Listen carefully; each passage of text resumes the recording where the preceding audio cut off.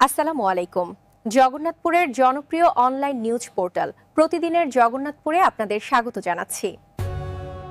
জগন্নাথপুরে তারুণ্যের উৎসব উপলক্ষে র্যালি, আলোচনা সভা, পুরস্কার বিতরণ ও মনজ্ঞ সাংস্কৃতিক অনুষ্ঠান। সুনামগঞ্জের জগন্নাথপুরে তারুণ্যের উৎসব ২০২৫-এর উপলক্ষে র্যালি, পুরস্কার বিতরণ ও মনজ্ঞ সাংস্কৃতিক অনুষ্ঠান অনুষ্ঠিত হয়েছে। সোমবার ১ ডিসেম্বর বিকাল ৩টা উপজেলা পরিষদ প্রাঙ্গণে র্যালি শুরু হয়ে উপজেলার বিভিন্ন সড়ক প্রদক্ষিণ করে উপজেলা সম্মেলন কক্ষে এসে আলোচনা সভা অনুষ্ঠিত হয়। অনুষ্ঠানে সভাপতিত্ব করেন উপজেলা নির্বাহী কর্মকর্তা মো বরকতুল্লাহ।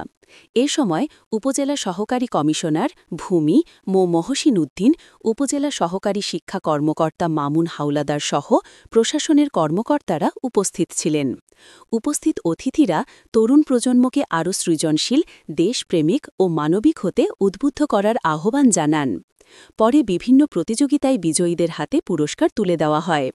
পুরস্কার বিতরণ শেষে পরিবেশিত হয় নৃত্য, সঙ্গীত ও আবৃত্তিসহ নানা আয়োজনে সমৃদ্ধ এক সাংস্কৃতিক অনুষ্ঠান, যা উপভোগ করতে ভিড় করেন স্থানীয় দর্শনার্থীরা।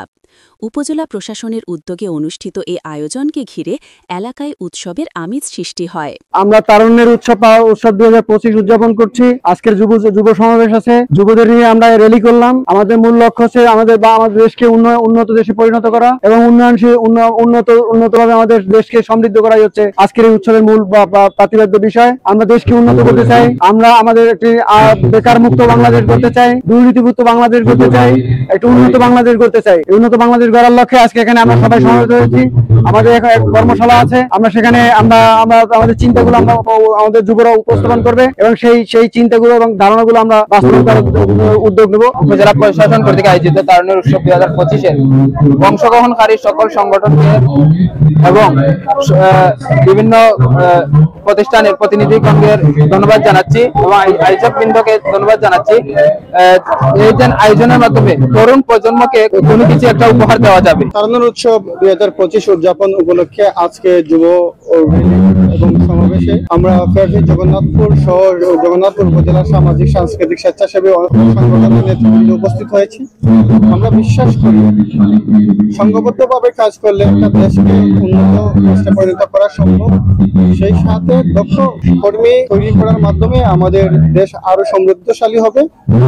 উৎসব সফল হোক। উপজেলা প্রশাসন কর্তৃক আয়োজিত আজকের এই অনুষ্ঠানের সফল এবং সার্থক হোক। একটা দেশকে সামনের দিকে এগোতে হলে যুব সমাজে অত্যন্ত গুরুত্ব রাখতে হবে। সে আশা এবং প্রত্যাশা রেখে আমি আমার সংক্ষিপ্ত শুভেচ্ছা এবং কৃতজ্ঞতা জ্ঞাপন করছি আমাদের জগন্নাথপুর উপজেলা প্রশাসনকে। এভাবে একটি চমৎকার আয়োজনের মাধ্যমে আমাদের তরুণদের উদ্বুদ্ধ করার জন্য, আগামী সমৃদ্ধশালী বাংলাদেশ করার জন্য আমরা তরুণরা সবসময় ঐক্যবদ্ধ এবং প্রশাসনকে সার্বিক সহযোগিতা করতে আমরা তরুণরা সবসময় গুরুত্ব।